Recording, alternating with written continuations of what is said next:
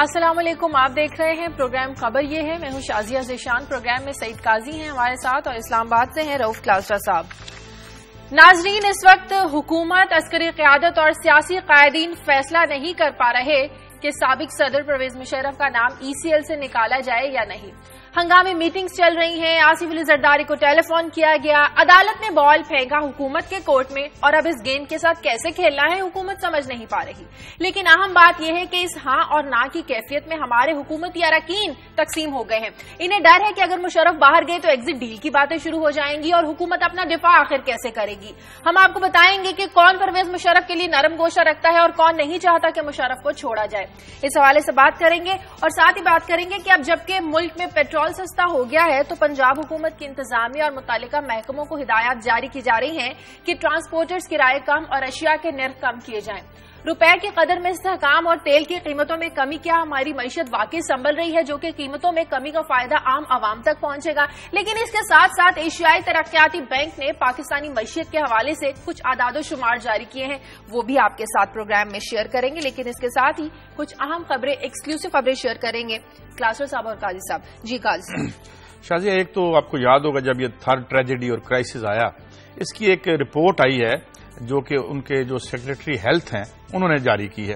ہم جس انداز سے اس کا انالیسز کرتے رہے اور جو ہم نے ایک پوزیشن لی اس تھر کے معاملے میں، ہم دیکھیں گے وہ کتنی قریب تر ہے اس رپورٹ سے جو ان کے سیکرٹری ہیلتھ نے آج یا کل جو ہے وہ جاری کی اور جس کی آج جو سامنے آئی ہے، جس میں ایک میں فگر بتا دیتا ہوں، پھر باقی بعد میں بات کریں گے کہ 87% مائیں جو ہیں وہ وہاں غیر تربیت یافتہ دائیوں کی انہیں سہولت میسر ہے. ویسے بھی کرائسس آئے یا نہ آئے، اور میل نیوٹریشن کے بارے میں وہ سیکرٹری ہیلتھ کیا کہہ رہے ہیں یہ ناظرین سے شیئر کریں گے. پھر ہم نے یسٹرڈے ایک سٹوری کی تھی، بلکہ کچھ شاید کل یا پرسوں، کہ جو IPP جو رینٹل پاور پروجیکٹس ہیں ان کو بحال کیا جا رہا ہے 3 کو، اور اس میں سے نیب نے کچھ کنسرن ظاہر کیا کیونکہ نیب کے پاس یہ کیس ہے اور خاص طور پہ جو 2-3 کی بحالی کی بات ہو رہی ہے اس لیے وہ کنسرن ہے. انہوں نے اس سائٹس کو وزٹ بھی کیا ہے.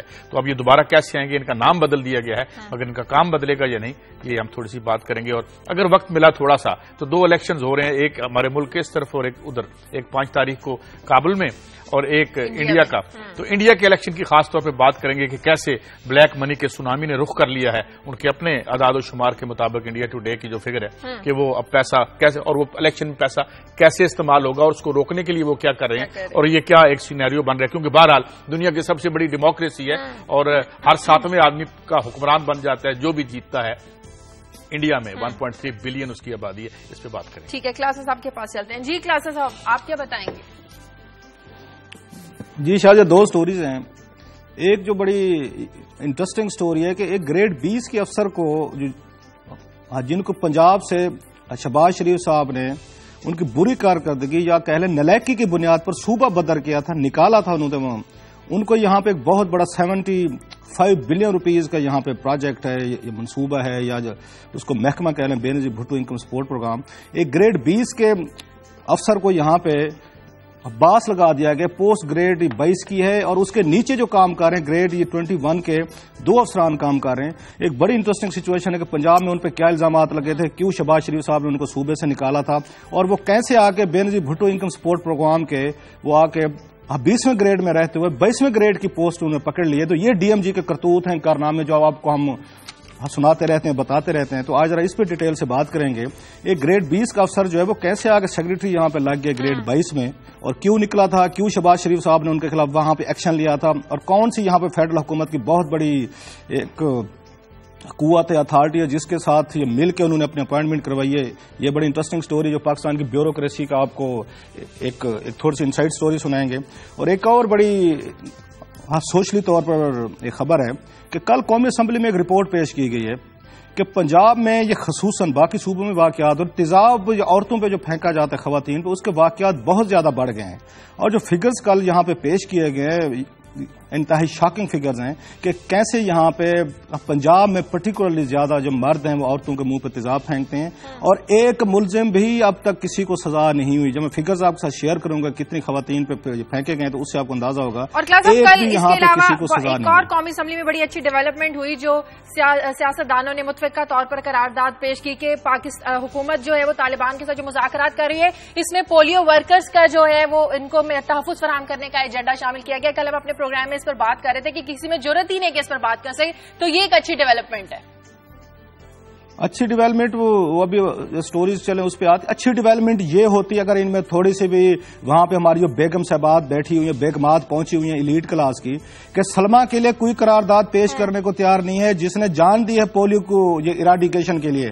یہ قرارداد صرف سلما کو اپریسیشن کے لیے آنی چاہیے تھی, اس کو میڈل دینے کے لیے دینی چاہیے تھی. 5 بچوں کی ماں کو جس طرح مارا گیا پشاور میں, نہ تحریک انصاف اس کا نام لیتی ہے, نہ پیپلز پارٹی لیتی ہے, نہ نواز لیگ کے تو مسائل ہی نہیں ہے زندگی کے. اس لیے میں مطمئن نہیں ہوں کہ انہوں نے اس میں ایک تھوڑی سی کلاس اس میں کلاس ڈال دیے چھوٹی سی ڈال دیں جی کہ جی ان پولیو ورکر کو کچھ نہ کہیں جی مہربانی فرمائیں. آپ جیسے اس طرح چیزیں نہیں ہوتی. میرا خیال ہے ایک لاؤڈ اینڈ کلیئر میسج آنا چاہیے تھا کہ سلما کو باقاعدہ اپریشیٹ کیا جاتا, نیشنل لیول پہ کیا جاتا, اور قومی اسمبلی میں ہم نے بیگمات بھیجی ہوئی ہیں اسپیشل سیٹس پہ, ایک بھی خاتون وہاں پہ بات کرنے کو تیار نہیں ہے, بولنے کو تیار نہیں ہے وہاں پہ. تو اس لیے میں اس قرارداد میں ایک صرف درمیان میں لائن ڈالنے سے کم از کم میرا خیال میں مطمئن نہیں ہوں.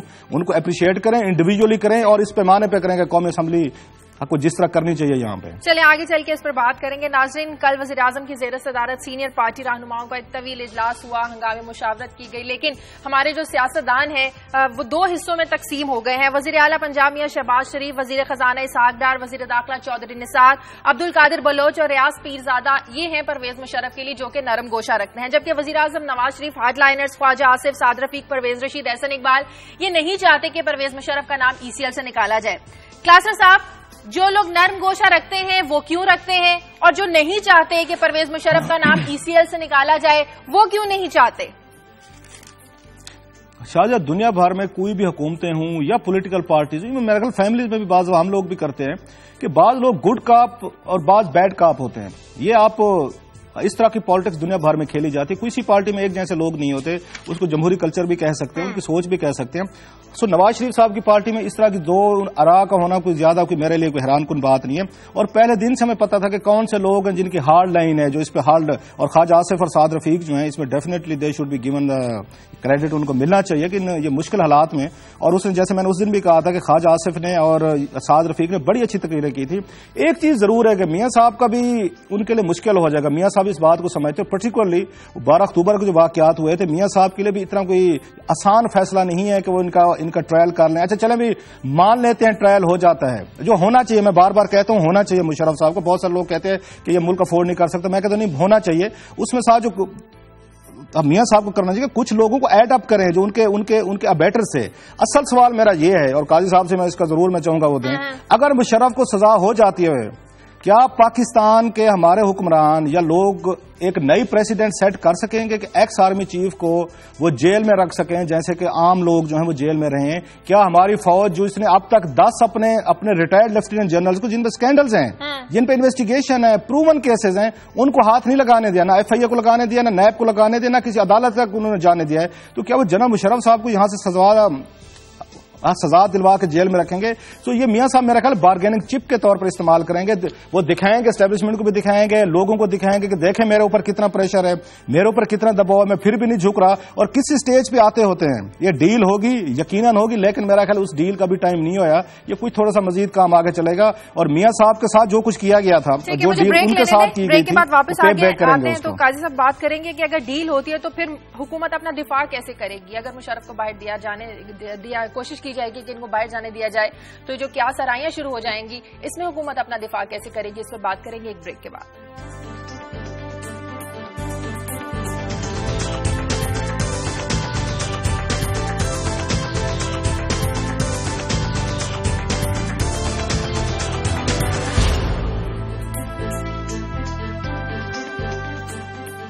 بریک کے بعد خوش آمدید. قاضی صاحب, آپ سمجھتے ہیں کہ میاں نواز شریف اس ساری صورتحال کو بارگیننگ چپ کے طور پر استعمال کریں گے جیسا کہ کلاس صاحب کہہ رہے تھے؟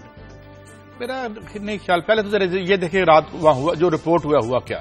ایک تو بڑے ٹائٹ لپ رہے اور پی ایم صاحب نے سب کو کہا, اجازت دی کہ آپ کھل کے بولیں, ہر کسی کو کہا کہ آپ بولیں. اس میں 2 آراء سامنے آئی. ایک رائے یہ تھی کہ جی یہ جو ایشو ہے اس کو ہمارے پاس بہت کچھ، ہماری پلیٹ بڑی بھری ہوئی ہے، بجلی یہاں پہ نہیں ہے، روزگار یہاں پہ نہیں ہے، تو یہ اس کو بھی ہم کیوں شامل کر لیں؟ تو دوسری رائے سامنے آئی، یہ ساری اسپیکولیٹو سٹوریز ہیں، ویسے چھپی ہیں آج اخباروں میں، مگر ہم بابسوخ کوئی ہم میں سے موجود تو وہاں نہیں تھا، جو لوگ باہر نکلے ہیں انہوں نے اپنے ذرائع سے بات کی ہے، تو بازی نظر میں ہم یہ سمجھتے ہیں یہ ٹھیک ہی ہوگی جو ڈوین آپ بتا رہی ہیں، لیکن اس میں جو بات سامنے آئی ہے اور جو دوسرا گروپ ہے وہ یہ کہتا ہے کہ جناب ہم نے 99 سے لے کے اب تک انتظار کیا، اگر آپ ان کو اس طرح سے جانے دیتے ہیں تو جو ہے ہم کس طریقے سے میڈیا بولے گا اور لوگ بولیں گے اور آپ اس کا آپ کیا کریں گے؟ اور ابھی آپ نے سوال کیا جی ہم اس کا کیسے دفاع کریں گے؟ اب سوال یہ ہے کہ جب ہم یہ سوال کرتے ہیں کہ ہم ایک کام کیسے کریں گے تو پہلے یہ سوچ لیتے ہیں کہ اس سے پہلے ہم وہ کام کیسے کرتے رہیں۔ مثال کے طور پہ مجھے یہ بتائیں کہ جناب تھرڈ ٹریجڈی ہوئی تو گورنمنٹ نے کیسے دفاع کیا؟ کر لیا، شور مچا، 4 دن دھول اڑی، ختم ہو گیا۔ آئے دن کوئی نہ کوئی ایسا کام ہو جاتا ہے جو کہ ہماری ریپبلک کا ہوا، حکومت نے دفاع کیا، مطلب میں یہ بات کہہ رہا ہوں کیمرون ڈیوس کی بات ریمنڈ ڈیوس کی بات کر لیں، وہ کر لیں تو دفاع کا کوئی ایشو نہیں ہے۔ بات اب نواز شریف صاحب ایک اسٹیٹس مین کہہ لیں یا وہ خاص میچور ان کے لگتا ہے، وہ یہ دیکھیں گے کہ ہر جو واقعہ ہوتا ہے اس کا ایک ماضی ہوتا ہے، اس کا ایک حال ہوتا ہے اور اس کا ایک مستقبل بھی ہوتا ہے، کہ جب آپ ایک کام کرتے ہیں، آپ جب ایک سمت میں چل پڑتے ہیں تو جیسے کسی نے کہا تھا نا کہ انسان کی عظمت اسی میں ہے کہ وہ قدم اٹھاتا ہے یہ جانے بغیر کہ یہ قدم اسے جہنم میں لے کے جائے گا یا جنت میں لے کے جائے گا، تو دن پھر آپ کو دانشوروں کی ایڈوائزر بیٹھ جاتے ہیں، دور دور کی کوڑیاں لے کے آتے ہیں کہ جناب ایسے کریں گے تو یہ ہو جائے گا، ویسے کریں گے، یہی دھندا چلتا ہے یہاں پہ آج کل۔ تو معاملہ یہ ہے کہ وہ دیکھ رہے ہیں کہ کیا کرنا چاہیے اور کون سا راستہ اختیار کرنا چاہیے۔ اب ہاکس جو ہیں جنہیں آپ ہاکس کہتی ہیں، جس طرح نام آپ لے رہی ہیں خواجہ آصف صاحب ہیں، وہ ویسے بولتے بھی ہیں، خواجہ سعد رفیق ہیں، مگر بات یہ کہ ہم واٹ آر وی پروو کیا کرنا چاہتے ہیں؟ کیا اگر تو فوج کا ہم نے بات کرنی ہے تو پہلے اس طرح کرتے ہیں، ایک پرچیاں رکھتے ہیں یہاں پہ، سب سیاستدانوں کے نام بیچ میں ڈال دیں اور ایک کسی کا نام اٹھا لیں مرضی سے، اور پھر اس کے ڈانڈے تلاش کرنے شروع کریں۔ پچھلے 30-40 سالوں میں کسی نہ کسی جو ہے فوج سے نکلیں گے۔ تو بات یہ کہ کیا کوئی بڑی میننگ فل لڑائی ہے؟ میننگ فل میں یہ سمجھتا ہوں، کریں نہ کریں ان کا یہ کام ہے اور اس کی ریسپانسبلٹی بھی انہوں نے لینی ہے، لیکن جو یہ کہہ رہے ہیں کہ یہ جو آپ کی پلیٹ میں بہت سا سامان پڑا ہے، کون سا؟ بجلی نہیں ہے، روزگار نہیں ہے، اور جو بھی آپ اب ہم اپنے دوسرے سیگمنٹ پہ آئیں گے تو یہ وہ ایشوز ہیں اور یہی بات ہے۔ دیکھیں نا آج کل حکومتیں، جب میں آؤں گا حکومتیں کیوں اڑ رہی ہیں ساری، کہ اس نیو لبرل ایجنڈے پہ بیٹھ کے جو حکومت 5 سال گزار لیتی ہے اس کا اشر وہی ہوتا ہے جو پیپلز پارٹی کے ساتھ ہوا یا جو کانگریس کے ساتھ ہونے جا رہا ہے، تو میرے خیال میں یہ بڑے ایشوز ہیں۔ اب دیکھتے ہیں یہ لوگ کیسے چلتے ہیں۔ صاحب ایک درمیانی راستے کی بھی بات کی جا رہی ہے کہ اگر پرویز مشرف معافی مانگ لیں تو ان کا نام ECL سے نکالا جا سکتا ہے، تو آپ سمجھتے ہیں کہ پرویز مشرف معافی مانگیں گے، معافی مانگ کر بیٹھ جانا پسند کریں گے؟ ایک تو شاید جیسے قائد صاحب کہہ رہے تھے ابھی حکومت کی طرف سے کوئی ایسی بات نہیں، ہم جو صحافی ہیں میں بھی ان میں سے ایک ہوں، کوئی آسمان سے اترا ہوا نہیں ہوں، ہم اسپیکولیٹو سٹوریز زیادہ کرتے ہیں، جو میں اس نتیجے پر پہنچا ہوں۔ ہم بعض دفعہ میں آپ کو مزے کی بات بتاؤں، ہم یہاں پہ دفتر بیٹھے ہوتے ہیں اور یہ سوچ رہے ہوتے ہیں، یہ میں آپ کو سیریسلی بتا رہا ہوں اس کا کہ یار ان کے درمیان کیا گفتگو ہوئی ہوگی، آج کا ٹاپک کیا ہے، یہ آخری ملاقات جو ہو رہی ہے کیا گفتگو ہوگی، میں نے کیا کہا ہوگا، قاضی صاحب نے کیا کہا ہوگا، شاہ جی نے کیا بات کی ہوگی، اسی کو سوچ کے ایک اچھے ڈرامٹسٹ کی طرح، جیسے اچھا ایک پلے رائٹر ہوتا ہے اسکرین کا، جیسے فلم کا اسکرپٹ لکھتے ہیں، بعض ہم اسکرپٹ بھی لکھتے ہیں کہ میں نے یہ کہا ہوگا، شاہ جی نے یہ بات کی ہوگی، قاضی صاحب نے یہ نقطہ دیا ہوگا، پھر اس کی بیٹھ کے ہم اسٹوری بناتے ہیں، اس کے بعد ہم آگے چلتے ہیں، چیزیں ہوتی ہیں، اس لیے بالکل رپورٹرز کرتے ہیں جس کو ہم ٹیبل سٹوری کہتے ہیں، جس کی ٹرم ہے باقاعدہ ٹیبل سٹوریز کرنا، اور بہت ساری چیزیں ہماری غلط بھی نکلے پچھلے اب یہ 24 اور 48 گھنٹے میں نہیں جانا چاہتا کہ بہت سارا ہمارے میڈیا نے جو رپورٹس کی ہیں اور بتائی ہیں چیزیں وہ ساری غلط ثابت ہو چکی ہیں اب تک، اس لیے حکومت بعض ہمیں کل پرسوں وہاں پہ انور بیگ صاحب کے پاس کوئی ان کی پارٹی تھی وہاں پہ، تو یہ پرویز رشید صاحب کے بارے میں تو انہوں نے وہاں پہ یہ بات کی ہے، انہوں نے یہی بات پوچھنے کہ آپ کی مرضی ہے جی، یہاں پہ 40 چینل ہے، کس کس کا منہ روکیں، کس کس کا ہاتھ روکیں، جس کا جو جی چاہتے اپنی اپنی ایک نئی رام لیلا سنا دیتے ہیں، نئی کہانی سنا دیتے، ہم دیکھتے رہتے ہیں، سنتے رہتے ہیں، شام تک وہ ایشو آپ کو بھول چکا ہوتے، آپ کو نئی کہانیاں میں سنا دیتے، ہم چپ کر کے وہ سن لیتے ہیں، بات ان کی کسی حد تک ٹھیک ہے، ہم بھی تو اکاؤنٹبل نہیں ہے۔ ایک بات بڑی امپورٹنٹ ہے جو آپ نے کی تھی کہ اس کا ڈیفینس کے حوالے حکومت کو بڑی پریشانی ہے کہ جناب مشرف چلا گیا تو ہم کیسے ڈیفینس کریں گے؟ او بھائی میرے، جب آپ نے 10 دسمبر 2000 کو ڈیل کی تھی اور پورے کا پورا جہاز میں بھر کے جل گئے تھے، آپ نے اس ڈیل کو بھی ڈیفینڈ کر لیا تھا، کون سی قیامت آ گئی تھی جناب؟ کون سا آسمان گر گیا تھا؟ آپ دوبارہ اس ملک کے وزیر اعظم ہیں، دوبارہ اس ملک کے وزیر اعلیٰ ہیں، یہ قوم بڑی بھولنے والی، اس قوم کے یہ میموری لیپسز ہیں، اسی وجہ سے لیڈر ہمارے یہاں پہ بڑے کامیاب ہیں۔ آپ نے زاہد حامد کو لا منسٹر تھے 3 نومبر والے دن، جو اب آپ ان پہ مشرف صاحب پہ کیس چلا رہے، آپ نے زاہد حامد صاحب کو وزیر بنا دیا، یو ٹرن لے لیا تو اس کو بھی ڈیفینڈ کر لیا۔ میرے دوست ہیں بڑے ذاتی طور پر ریاض پیرزادہ صاحب، یہ جناب مشرف کے سب سے بڑے حامی ہوتے تھے، وہ بڑھ بڑھ کے وہاں پہ وہ تقریریں کرتے تھے، وہ آپ کے وزیر بیٹھے ہوئے ہیں، یہ سکندر بوسن صاحب بیٹھے ہوئے ہیں، اس کے بعد آپ دیکھ لیجیے ماروی میمن صاحبہ ہیں، زبیدہ جلال صاحبہ جو پارٹیز میں ہو جس کو آپ نے نہیں، آپ نے ان ڈیلز کو ڈیفینڈ کیا. اور میں نے خود لندن میں میاں صاحب سے، شہباز شریف صاحب ہوں، نواز شریف صاحب ہوں، ان کے ساتھ بیٹھ کے کئی دفعہ میں نے یہ ان کی باتیں سنی ہیں کہ جناب کہ بھول جائیں کلاسز صاحب، جا کے بتا دیں قوم کو کہ جس نے جناب مشرف سے ہاتھ تک ملایا ہم اس کو قریب نہیں آنے دیں گے. ہاتھ تو چھوڑیں، جنہوں مشرف کو کندھوں پہ اٹھایا ہوا تھا وہ اب آپ ان کی کیبنٹ میں بیٹھے ہیں. آپ نے اتنے بڑے یہاں پہ چیزیں ڈیفینڈ کرنے تو آپ ڈر رہے ہیں جی مشرف کی ڈیل ہوگی، عوام یہ کر لے گی. خود وزیر اعظم صاحب جو وہ اس طرح کے مطلب کیا کرتے ہیں مجھے یہ بتائیں، ذاتی طور پہ کیا ذاتی کی تھی یہ، خدا نہ کہا کیا مطلب ان کے ساتھ ذاتی ایشو تھا؟ یہ سارا کانسٹیٹیوشنل ایشو تھا، ذاتیات کہاں سے آ گئی؟ اس سے میاں صاحب کی یہ بات میں نہیں بھائی کرتا.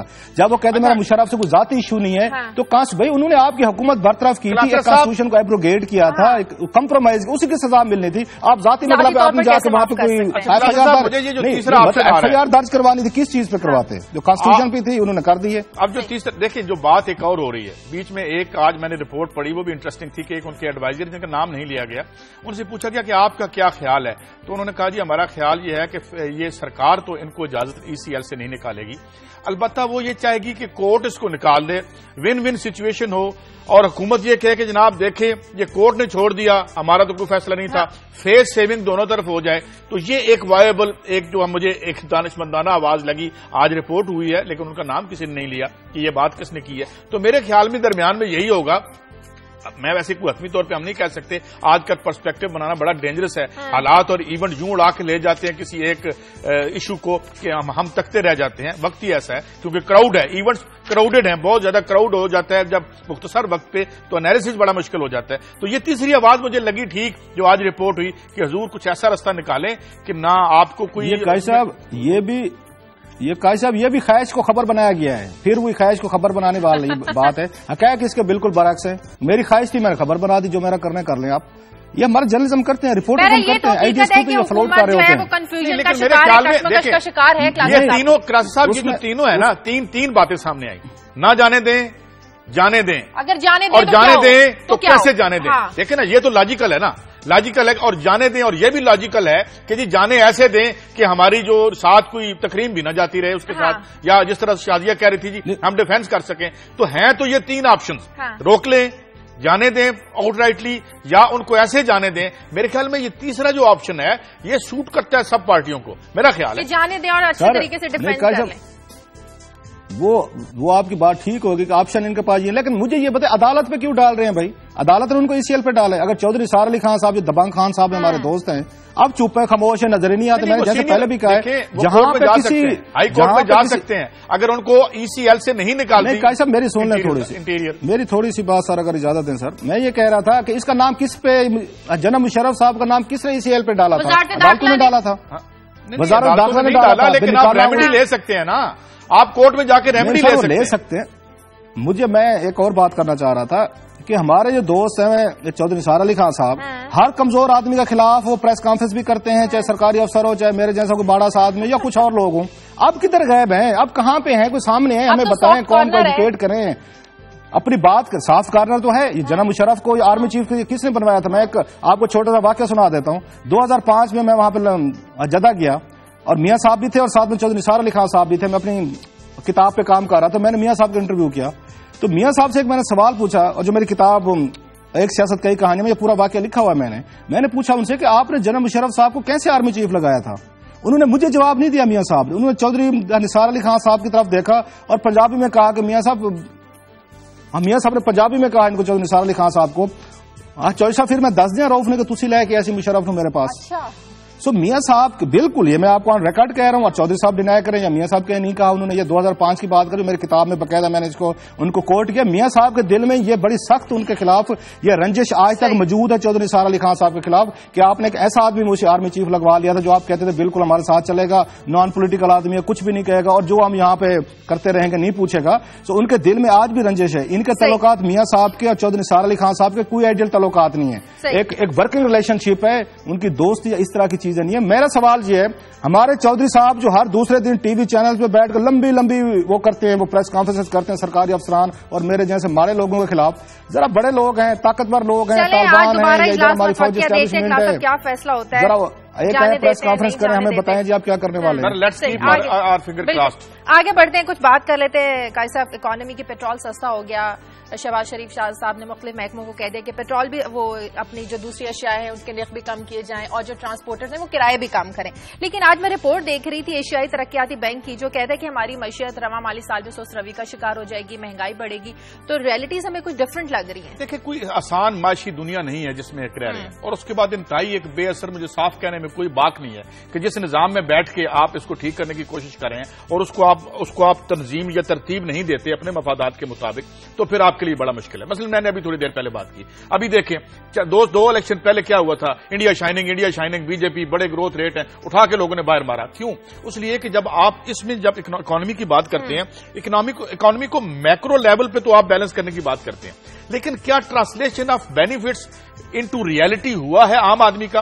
کیا عام آدمی کے پاس کوئی چیز گئی ہے؟ یہ بڑی اچھی بات ہے جو آج چیف منسٹر صاحب نے کہی, بلکہ وہ یہ نہ کہیں کہ کیے جائیں, کروائیں, وہ آرڈر دیں, ہدایات جاری کر دیں کہ جناب اس کو امپلیمنٹ کروائیں. اور یہ وہ جو کمی ہوئی ہے, یہ جو ڈالر کی قیمت میں کمی آئی تھی, تو جو ہمارا امپورٹ بل ہے اس میں کمی آئی ہے تیل میں, تو اب وہ ٹرانسپورٹر پھر اب اپنا شور مچا رہے ہیں. وہ کہتے ہیں جب قیمت بڑھتی ہے تو آپ ہمیں کرایہ بڑھانے نہیں دیتے, وہ ایک نئے آرگیومنٹ کے ساتھ آ جاتے ہیں. مگر بہرحال ٹرانسپورٹروں پر احکامات کا عمل درآمد کرنے والے ہوں, بڑے خوش نصیب پڑتے ہیں سماج کی, اور جو بیچارے کچلے ہوئے ہیں وہ عام آدمی ہے, تو اس تک اگر ان کی جیبوں سے کوئی تھوڑی چیز نکل کے وہاں بھی چلی جائے تو کوئی اچھی بات ہو سکتی ہے. مگر رہی آپ کا جو آخری سوال, اکانومی ایک بہت بڑا سوالیہ نشان ہے. یہی نہیں, پوری دنیا میں اکانومی جہاں پہ گروتھ ریٹ واپس بھی آ رہے ہیں, وہاں جابز کریٹ نہیں ہو رہی, اور ایک بند گلی میں سب ہم کھڑے ہیں. آسان نہیں ہے اسحاق ڈار صاحب کے لیے, ہر چند وہ ہاتھ پاؤں بہت مارے ہیں, اور ہماری دعا وہ کامیاب ہو. مستحکم کیسے رکھا جائے؟ پاکستان نے 2013 سے 2014 تک کلاسز اب 890 ارب روپے کا قرض لیا.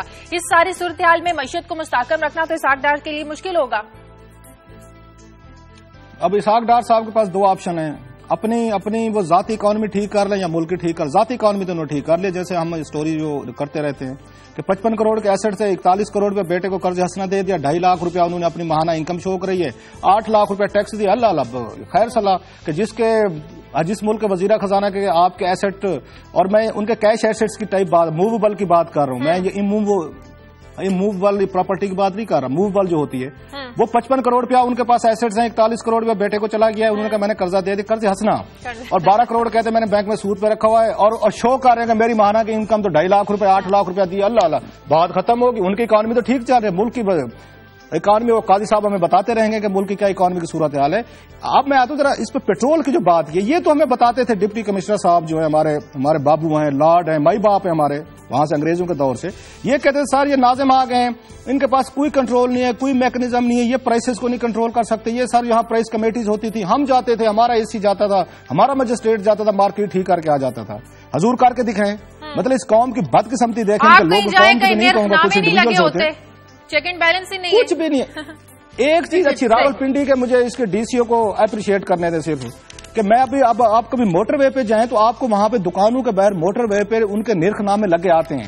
یہ ڈپٹی کمشنر جو بھی ہیں یا جو بھی تھے یہاں پہ, جن کے دور میں ہوا, ابھی میں ہوا یا پہلے ہوا, جو ڈپٹی کمشنر نے کیا, انہوں نے کم از کم ایک اچھا کام کر دیا کہ موٹر وے پہ نرخ لگوا دیے کہ حضور یہ لگائیں, اس کے بغیر آپ چیز نہیں بیچ سکتے. یہ ڈپٹی کمشنر صاحب تو ہمیں کہانیاں بیچتے تھے, یہ انہوں نے سیاستدانوں کو ساتھ ملایا, اپنی رولنگ لیڈ کو کہ ہم آپ کو ٹھیک کر کے دیں گے پرائسز. سر اب پیٹرول کو وہ نیچے لانے کو تیار نہیں ہے. یہ اس کی بدقسمتی بدترین مثال ہے ہماری. تو قیمتیں بڑھ جائیں, آپ کی قیمتیں بڑھ جائیں تو ٹھیک ہے, قیمتیں کم ہو جائیں, پیٹرول بیچنا یہ بند کر دیتے ہیں. یہ آپ کی حالت ہے ہماری ساری. پروگرام میں وقت ہوا ناظرین بریک کا, بریک کے بعد واپس آئیں گے. کچھ اور بھی اہم خبریں, ایکسکلوسیو خبریں کلاسز صاحب اور قاضی صاحب کی, وہ بھی آپ کے ساتھ شیئر کریں گے. ٹیک اے بریک.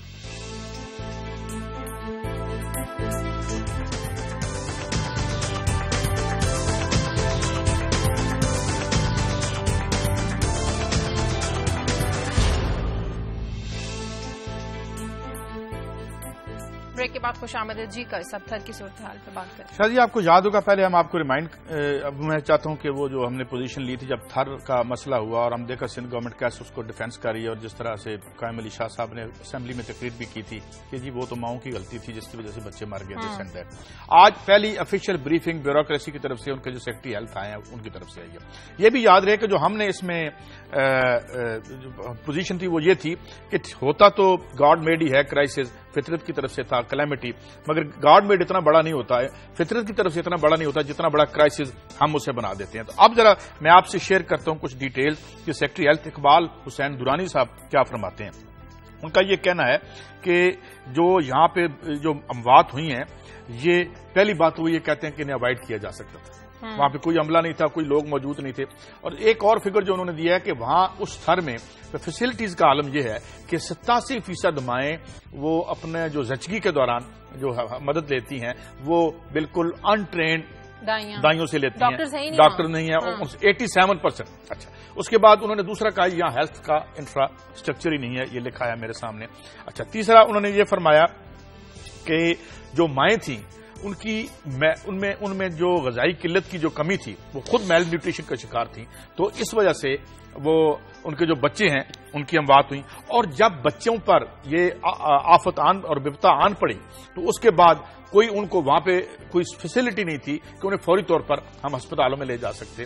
اور پھر ساتھ ہی انہوں نے ذکر کیا کہ یہ ہوتا ہے ہر سال پہلے بھی، اور تقریباً 1 لاکھ میں 74 جو ڈیتھس ہیں انفینٹس کی، یہ ہائیسٹ ہیں، ون آف دی ہائیسٹ ان پاکستان، اور دنیا میں بھی یہ ایک بہت بڑی ریشو ہے. تو یہ اگر ہم دیکھیں آج ان کی سرکاری رپورٹ ہم دیکھیں شازیہ، تو اس سے ہمیں پتہ چلتا ہے کہ ہمارے ہاں جو زیادہ کرائسس ہیں وہ ظاہر ہے فطرت سے تو آپ لڑتے ہیں، فطرت سے لڑ کے تو یہاں پہ پہنچے ہیں. آپ مجھے بتائیں باہر تو بارش ہو رہی ہے، فطرت اندر کیوں ہی آ جاتی ہمارے اوپر پانی ڈالنے کے لیے؟ یہاں یہ بتیاں کیوں جل رہی ہیں؟ مطلب کہ ایسی آفات کو روکا نہیں جا سکتا، نپٹا جا سکتا ہے. آپ نمٹ سکتے ہیں. آپ مجھے بتائیں کہ آپ کا جو لائف ایکسپیکٹنسی ریٹ اوسط توقع حیات تھا وہ آپ کے پینسلین کے ایجاد سے پہلے کتنا تھا؟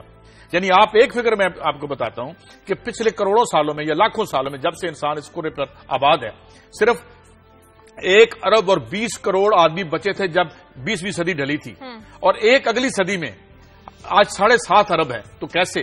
فطرت کو اللہ نے آپ کو عقل بھی تو دی ہے، پھر آپ کو وسائل دی ہیں. تو اس کا مطلب یہ ہے کہ وہ جو جناب قائم علی شاہ صاحب کہہ رہے تھے کہ وہ بچے ماؤں کی وجہ سے نہیں مرے، وہ بچے اس وجہ سے مرے ہیں کہ آپ ہمارا ٹیکس ہمارے اوپر خرچ نہیں کرتے.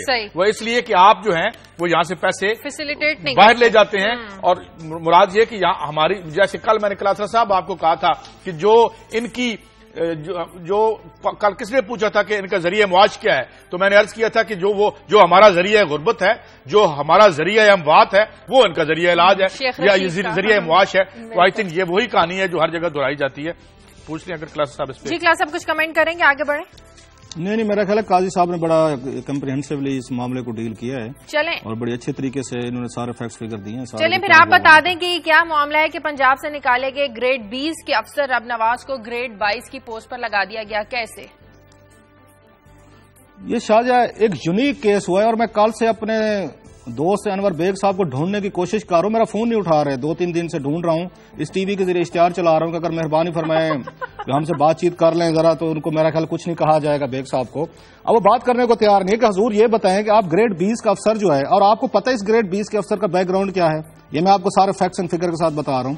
رب نواز صاحب ہیں، یہ سیکرٹری اریگیشن تھے وہاں پہ جب پنجاب میں فلڈ آیا تھا. میسو قسم کے وہاں پہ لاسز ہوئے اور پلس بند توڑے گئے تھے، اور اس میں بہت ساری انسانی جانیں گئی تھیں.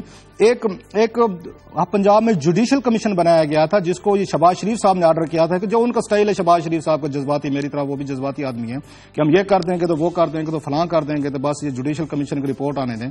اس رپورٹ میں انہی رب نواز صاحب کو جو آپ 20ویں گریڈ کے ایک جونیئر افسر سمجھا جاتے ہیں، وہ یہاں پہ آپ کے وہ لاگ گئے secretary BSAP Benazir Bhutto income support programme, جو 75 ارب روپے کا پروجیکٹ ہے. اب وہ 75 ارب روپیہ اس کو ہینڈل کر رہے ہیں رب نواز صاحب. اس رپورٹ میں یہ میرے پاس موجود ہے کاپی جوڈیشل کمیشن کی. اس میں بڑے خوفناک قسم کی آبزرویشن دی گئی عرب نواز صاحب کے بارے میں، اور ان کو ہٹایا گیا تھا باقاعدہ ان کی ریکمنڈیشن پہ. جو جسٹس منصور علی شاہ صاحب کا ان کا کمیشن تھا، اس میں ان کی نلائکی اور نااہلی کی داستانیں لکھی ہوئی ہیں عرب نواز صاحب کی، کہ کتنے نلائق آدمی ہیں، نااہل. بالکل یہ لکھا ہوا ہے میرے پاس، رپورٹ کی کاپی موجود ہے. عرب نواز صاحب چیلنج کرنا چاہتے ضرور کر لیں، جس میں باقاعدہ طور پر لکھا ہوا ہے کہ یہ نااہل آدمی ہے، نلائق آدمی ہے، اس کو ہٹایا جائے. انہوں نے وہاں سے ہٹایا. اب آپ کو پتہ ہے بیوروکریسی ڈی ایم جی کے افسر ہیں، اب ڈی ایم جی پاکستان کی مالک ہے، وہ ساری کی ساری بیوروکریسی وہیں پہ ڈی ایم جی آج کل کنٹرول کرتی ہے پنجاب کو، وہ تو پورے ملک کو کرتی ہے. انہوں نے کچھ دن ان کو شہباز شریف صاحب کے کہنے پہ ہٹا دیا کہ شہباز صاحب ناراض ہیں ان کی نااہلی اور نلائکی کی داستانوں کی وجہ سے پورا پنجاب ڈوبا ہے. انہوں نے ساتھ ہی ایک نئی پوسٹ پیدا کر دی وہاں پہ سیکرٹری انرجی کی، وہاں سے اریگیشن سے ہٹایا، سیکرٹری ان کو انرجی لگا دی. ذرا کلاؤڈ دیکھیں آپ ڈی ایم جی کا، ذرا ان کی محبتیں پیار دیکھیں. میں اسی ابھی بتاتا ہوں، چہیتے نکل آتے ہیں، یہ ڈھونڈ لیتے ہیں نا، چہیتا ڈھونڈتے ابھی بیٹھ کے کٹھے ڈھونڈتے ہیں ذرا. اس کے بعد ان کو سیکرٹری انرجی لگایا گیا، تو کچھ دنوں بعد پتا چلا مصروف کوئی کام نہیں کرتے، اور ان کے ذمہ جو پروجیکٹس ہے کہ نئے پاور پروجیکٹس آپ نے لانچ کرنے، کوئی پاور پروجیکٹس نہیں انہوں نے لانچ کی. شہباز شریف صاحب کو پھر رپورٹ کی، انہوں نے کہا جناب یہاں تو پاور پروجیکٹس لگنے تھے، جس پہ تنقید بھی ہوئی تھی ان پہ کہ آپ 18ویں ترمیم کے بعد خود پاور پروجیکٹس کیوں نہیں لانچ کر رہے، صوبے جو ہیں آپ خود بجلی بنائیں. ان کو وہاں سے ہٹایا گیا.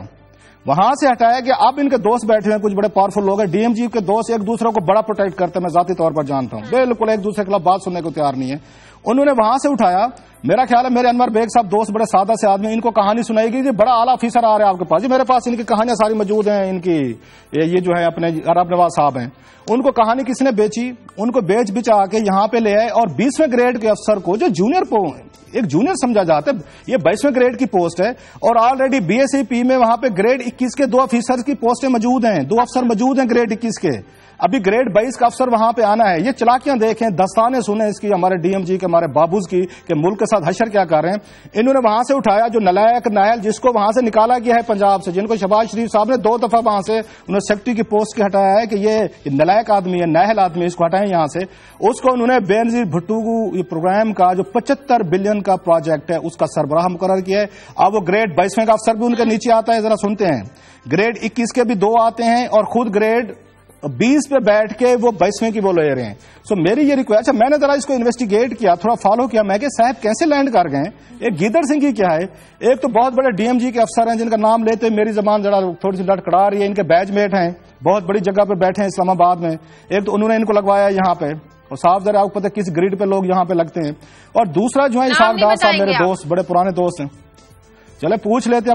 اب آپ نے ہمیں کچھ کرنا ہے، وہ کیا کہتے ہیں کسی کے ساتھ ہمارا تعلق آپ نے نہیں رہنے دینا تو نہیں رہنے. یہ فواد حسن فواد صاحب ہیں، یہ فواد حسن فواد صاحب ہیں، یہ ان کے بیچ میٹ ہیں. اب آپ کو سمجھ آ گئی ہوگی کہ اس ملک میں D M G class culture یہ کس ذہنیت کا نام ہے، یہ کس کلاس کا نام ہے.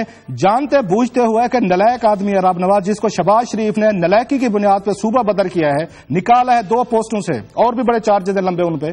اس کو فواد حسن فواد صاحب نے اپنی دوستی پالتے ہوئے 20 گریڈ کے افسر کو 22ویں گریڈ کی پوسٹ لے کے دی ہے. کیوں؟ ڈی ایم جی ہے.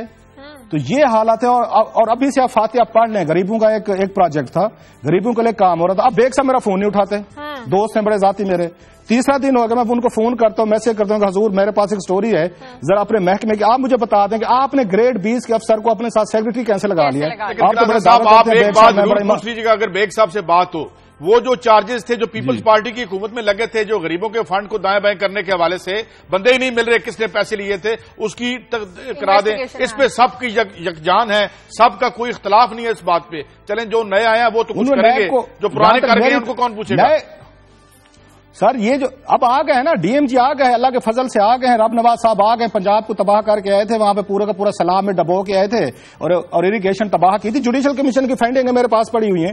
انہوں نے وہاں پہ پاور پروجیکٹس نہیں لگنے دیے، ان کو تباہ کیا پورے پنجاب کو اندھیروں میں ہم جس کی بات کرتے ہیں. مطلب آپ مجھے سمجھا دیں کہ جس بندے کو 2 دفعہ سیکرٹری کے عہدے سے پنجاب میں ہٹایا گیا نلائکی کی بنیاد پہ، وہ گریڈ 20ویں کا افسر ہے، آپ نے اس کو گریڈ 21 اور 22 کی پوسٹیں دے دی. پروگرام کا کیا حشر کرتے ہیں، کیا حل کرتے ہیں، مجھے بریک یہی ہوگا. اب اسے فاتحہ پڑھ لیتے ہیں. اور بیگ صاحب سے ریکویسٹ ہے، کوئی اگر کوئی ان کا یار دوست دیکھ لائے، مہربانی کریں ہمارا فون اٹینڈ کر لیں. اور ہمیں پروگرام کی درازی عمر پہ تو ہمیں پہلے ہی شک تھا جب بے نظیر نے یہ خیرات کے پروگرام لوگوں کو رائٹ دیتے نہیں ہے، خیرات پہ لگا دیتے ہیں، وہ خیرات کوئی اور کھا جاتا ہے. جو بریک لینے دیں ناظرین، پروگرام میں وقت ہے بریک کا. بریک کے بعد واپس آتے ہیں، کچھ مزید خبریں بھی وہ بھی آپ کے ساتھ شیئر کریں گے. ٹیک اے بریک.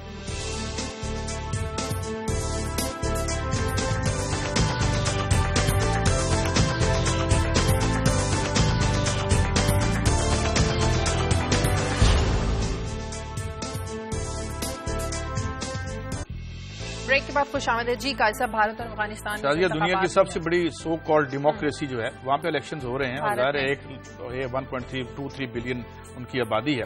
اچھا اس میں بڑی باتیں اور آ رہی ہیں بڑی دلچسپ.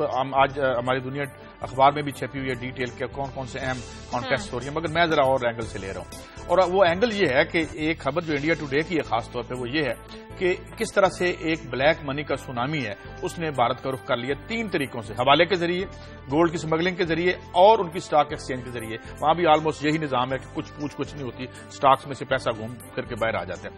مگر انٹرسٹنگ بات یہ ہے کہ جو فگرز دے رہے ہیں وہ, اور ساتھ یہ بھی یاد رہے کہ جو الیکشن کمیشن ہے اور ان کا ایک ڈائریکٹریٹ آف انٹیلیجنس ہے اس کا ٹیکس کا, انہوں نے سینکڑوں ہزاروں لوگوں کو ڈیپیوٹ کیا ہے, انہوں نے اسکینر لگا دیے ہیں کہ یہ بلیک منی نہ ہے.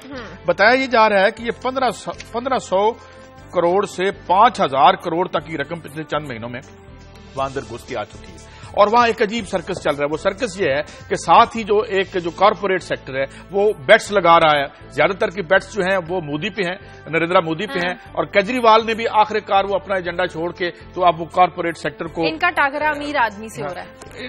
نہیں امیر تو خیر یہ سارے ہیں جو الیکشن لڑ رہے ہیں, اور وہ یہ بتا رہے ہیں کہ جس طرح میں نے پچھلے اس کی آپ کو بتایا تھا کہ ایک جو بھارت کا جو ایک پارلیمانی لیڈر یا ایم این اے یا لوک سبھا کا ممبر ہے وہ اپنی پارلیمانی زندگی کا آغاز کیسے کرتا ہے. وہ اپنی پارلیمانی کی زندگی کا وہ لکھتے یہ ہیں کہ ایک جھوٹ سے آغاز کرتا ہے, اور وہ جھوٹ کیا ہوتا ہے, وہ جھوٹ ہوتا ہے اس کے ایسٹ کی تفصیل کے باعث, اس کے اثاثوں کی تفصیل کے باعث, اور جو پیسے اس نے الیکشن پہ خرچ کیے. مگر اس کے ساتھ ایک اور بڑی دلچسپ بات کہ چائڈمبرم جو ان کا فائنانس منسٹر ہے انہوں نے ایک خط لکھا ہے کچھ عرصہ پہلے, اور لکھا سوئٹزرلینڈ کی جو ایک وزیر خزانہ ہے کہ جناب ہمیں آپ تفصیل دیں کہ ہمارے کتنے لوگوں کے پیسے وہاں پہ پڑے ہوئے ہیں. وہاں سے پیسے ویسے بھی نکل رہے تھے کیونکہ اور لے تو لال سے کام لے رہا ہے سوئٹزرلینڈ. یہ تو ہے اس سلیکشن کی کہانی کہ کیسے سرمایہ نے اس کی شکل جو ہے بگاڑ کے رکھ دی. مگر ساتھ میں آج تھوڑا سا دوسرا جو میں نے آپ سے بات کرنی تھی, افغانستان میں 8 امیدوار ہیں, وہاں بھی شور مچ گیا ہے. کوئی امیدوار جو ہے وہ مانتے ہی نہیں, ہر کوئی کہہ رہا ہے یہاں پہ جو ہے وہ بدعنوانی ہوگی اور ہمیں جو ہے باہر رکھا جائے گا پاور سے.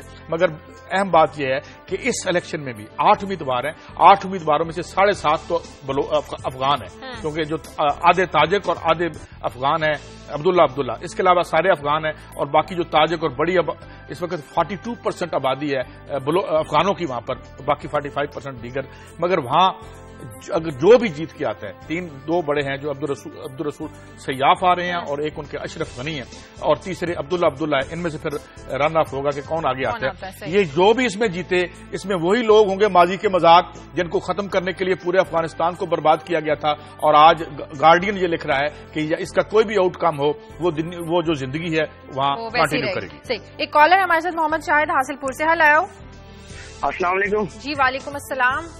رؤف کلاسر صاحب اور قاضی صاحب السلام علیکم. بڑی کافی دیر سے میں ٹرائی کر رہا تھا, کافی دنوں سے بلکہ ٹرائی کر رہا تھا. تو ایک ہمارا چھوٹا سا مسئلہ ہے سر, اگر ہائی لائٹ کر دیں تو آپ کی عنایت ہوگی, انشاءاللہ یہ مسئلہ حل ہو جائے گا.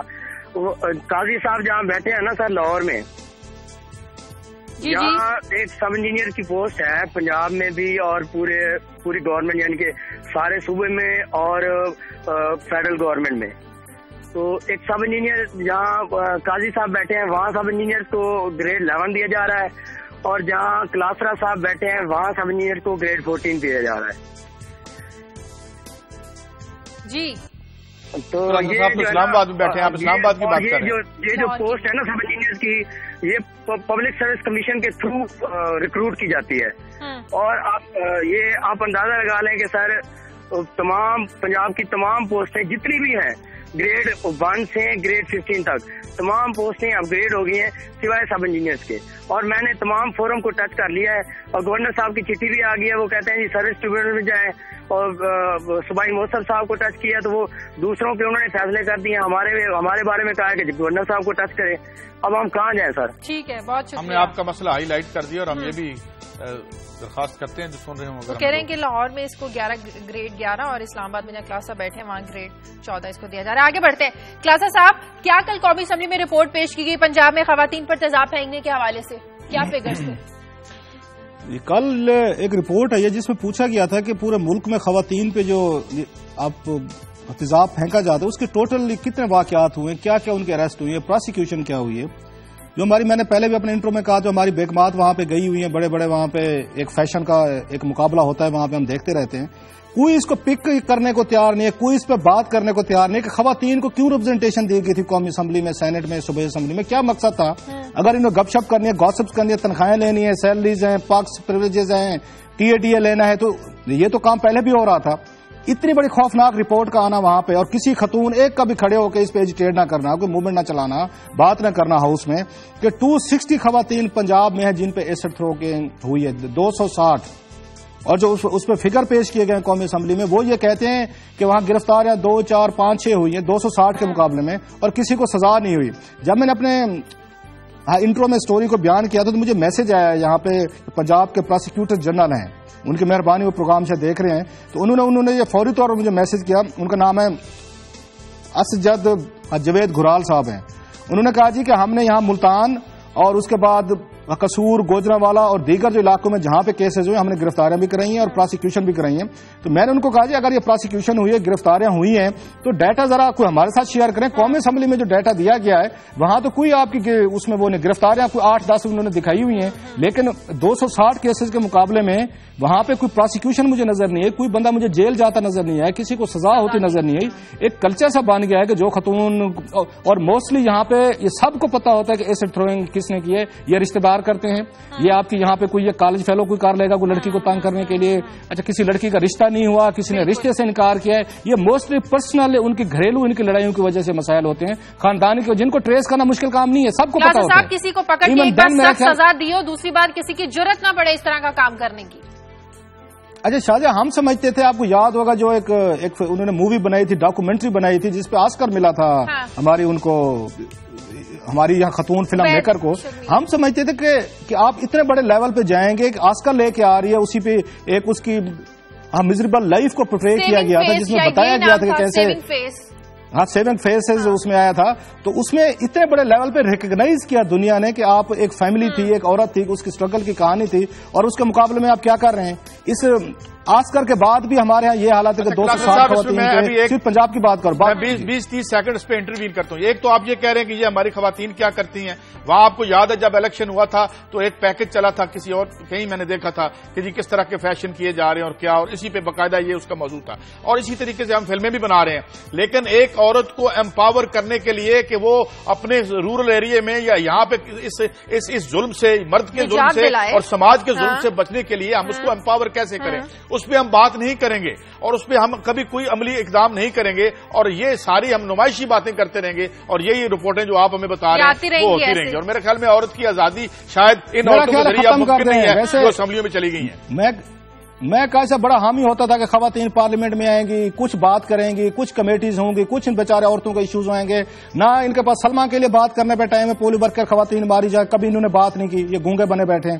نہ ان کے لیے خواتین پہ تیزاب پھینکے ہوئے. تو میری مہربانی فرمائیں جناب مشرا صاحب نے میرا خیال جاتی کر دیں. اچھا ایک بات نہیں کلاسر صاحب, یہ بات نہیں ہوتی, فکر پڑے ہیں کہ وہ عورتیں جو رورل ایریا میں کام کر رہی ہیں بغیر کسی معاوضے کے, یعنی یہ تقریباً میں ابھی اگر میرا حافظہ مجھے بٹرے نہیں کر رہا تو یہ کم از کم 30% یا 28 سے 30% عورتیں ایسی ہیں جو نوکری کر رہی ہیں وہاں پہ اور انہیں معاوضہ نہیں ملتا. اتنی خوفناک ایکسپلائٹیشن. آپ شاہجہ کہہ رہی ہیں نا کہ انہیں بات کرنے کا موقع نہیں ملتا. کسی کو کہیں نواز شریف صاحب کی شان میں کوئی گستاخی کر کے دکھائے, 20 خواتین پڑ جائیں گی. کسی کو کہ زرداری صاحب کے خلاف کوئی بات تو کرے, پیپلز پارٹی کی 20, عمران پہ بات کر کے دکھائیں, تحریک انصاف کی پڑ جائیں گی. اپنے لیڈروں کے لیے بڑا ٹائم ہے ان کے پاس, ان کے پہلے سلما کے لیے ٹائم نہیں ہے, ایسڈ تھروئنگ کے لیے ٹائم نہیں ہے, اور children of the lesser guard ہیں ان کو لیے ٹائم نہیں ہے. بیلنس بڑھتا جا رہا ہے. کبھی میں ان سے ہیلدی ڈیبیٹ, ان کو مہربانی فرمائیں جہاں سے لے آئے تھے ان کو وہیں واپس لے جائیں. ان کا زیرو ان کا کنٹریبیوشن ہے, تنخواہیں لے رہے ہیں, گاسپس ہو رہی ہیں, ٹی لے رہے ہیں, اور ٹکے کا کام نہیں کر رہے ہیں. کچھ بات کر لیتے ہیں. کل جو میچ ہوا پاکستان پہلی بار ایسا ہوا ہے کہ T20 ورلڈ کپ کے سیمی فائنل تک نہیں پہنچ سکا. قاری صاحب یہ بڑا ایک عجیب سا ٹرینڈ ہے, جیت جائیں تو ٹیم کو کندھوں پہ اٹھا لیں, ہار جائیں تو ایسے نیچے گرائیں کہ ان کی جو ہے ہم نا اپنے سارے ایکسپریشن بڑے ایکسٹریم پہ کرتے ہیں. ہم جب ناچنے کودنے پہ آتے ہیں تو لگتا ہے کہ ہم हमने दुनिया फतह कर लिया है या जंग अजीम फोर्स थी हमने जीत ली या कुफर और इस्लाम की जंग बना देते हैं।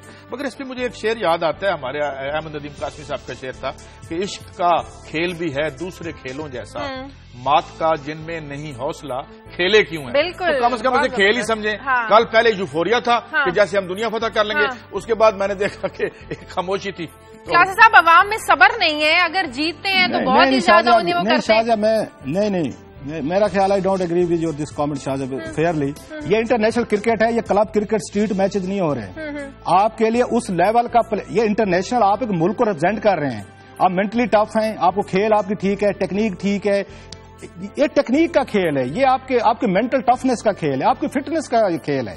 ऐसे नहीं होता। तो यही फिटनेस थी जो पिछले मैचेस जीते हैं क्लासा साहब, इसी फिटनेस के साथ पिछले मैचेस जीत के तो आगे आए हैं ना। अब शाजिया ये मान लें तुक्केबाजी पे हम जीतते हैं, किसी ने तुक्का शायद अफरीदी ने 6 छक्के लगा दिए, जीत गए, नहीं लगाए, पूरी टीम बैठ जाती है। ऑस्ट्रेलिया को देखे कभी, ठीक है ऑस्ट्रेलिया हारा है, हम मानते हैं, लेकिन ऑस्ट्रेलियंस का लगता है कि यार वो खेल में है, वो लड़ते हैं काम को। ये शिकायत कोई हारने से नहीं है, पहले भी हारे, कौम ने कुछ नहीं कहा इनको। इंडिया से हार गए, ठीक है, हार जाते हैं, आपका हार जीत होती रहे। टीम को ये है वो जिस तरह हारे हैं, जरा वो आप उठा के तो देखें। एक हारना होता है अनरेबल तरीके से हारना होता है, एक होता है बिल्कुल आपने केव इन करना है, लेट जाना होता है। ये खेल था आपका, ये प्लेयर, और इसमें सिफारशी खिलाड़ी देख लें। शोएब मलिक का मुझे बता दें, उसमें संजय मंजरेकर ने 10 दफा कहा है, उसने मुझे समझ नहीं आ रही कि शोएब मलिक पाकिस्तानी टीम में क्या कर रहे हैं, ना स्कोर करते ना विकेट लेते, ये क्या कर रहे हैं यहाँ पे। अच्छा, मुझे आपने कल आपको अच्छे बैट्समैन शर्जील खान जैसे बैट्समैन थे, आपने नहीं खिलाए। ये दोस्तियां पाल रहे हैं। हफीज साहब जो हैं उनका ऑफ कोर्स जो भी प्लेयर जाता है कैप्टन है, उसकी अपनी लॉबी होती है। तब इनकी शमूलियत पर बात क्यों नहीं बड़ी दिलचस्प बात, अगर आपकी ब्यूरोक्रेसी कहाँ पे जीते हैं शायद मुझे बता दें, आपका ख्याल है क्रिकेट में वो 2 दिन पहले जो मैच जीते हैं क्लास साहब, जीत के यहाँ तक पहुंचे। बहरहाल किससे जीते हैं शाहजा, किससे जीते? नहीं, मुझे बता किससे जीते हैं, जरा चले आप बता देना किससे जीते हैं जी। 2 मैचेस आप इंडिया से, आपका की मैच था वो बांग्लादेश से जीते हैं, ऑस्ट्रेलिया से जीते हैं, बड़ी टीम आ रही है।